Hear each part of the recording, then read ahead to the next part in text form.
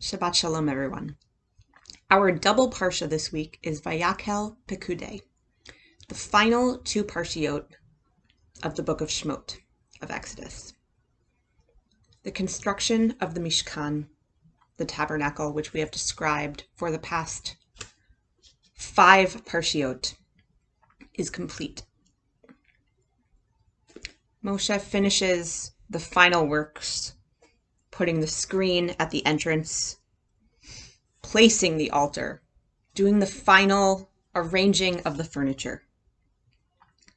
And we learn chapter 40, verse 33.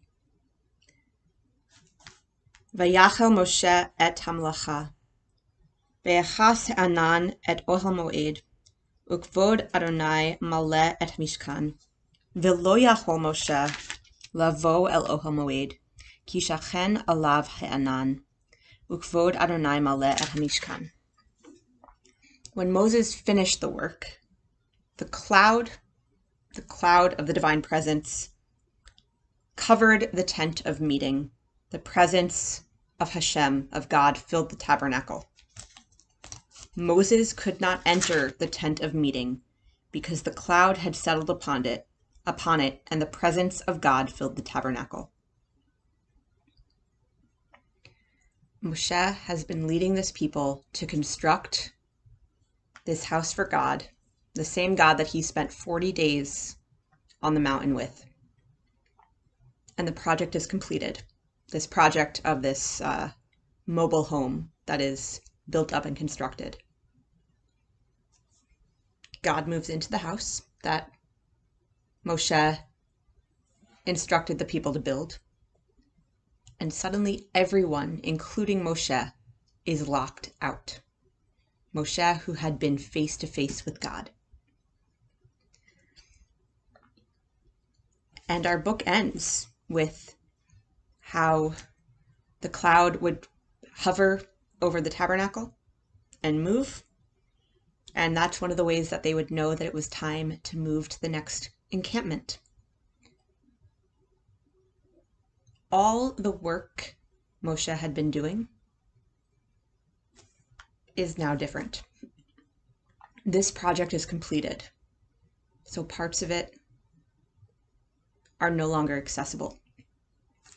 It's like when you build something, building anything, putting a puzzle together.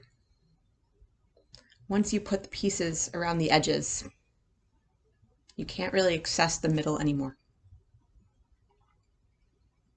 This parsha is teaching us that our religious lives transition, and we have to adapt to new spiritual circumstances. What we have been doing for a year now, God willing, in the safest way possible, as more and more people get vaccinated, we will safely transition to new forms of hybrid davening. Not right away, but we're approaching that horizon, and we are having these conversations. I think this is a wonderful opportunity for us to assess, how is your davening going? How is your talking to God, your conversation, your judgment of yourself, putting it out there, standing before God in your home? How has it been different from being in the synagogue? Which was standing on the mountain face to face to God, and which was the building that you're actually not allowed inside of? These are really important things to think about with transitions of technology, questions about who will participate as leaders in the prayer service and who will be leading their own prayers. How can we be active prayers whether we are in pews or in our homes? They are both possible. The doors are not closed.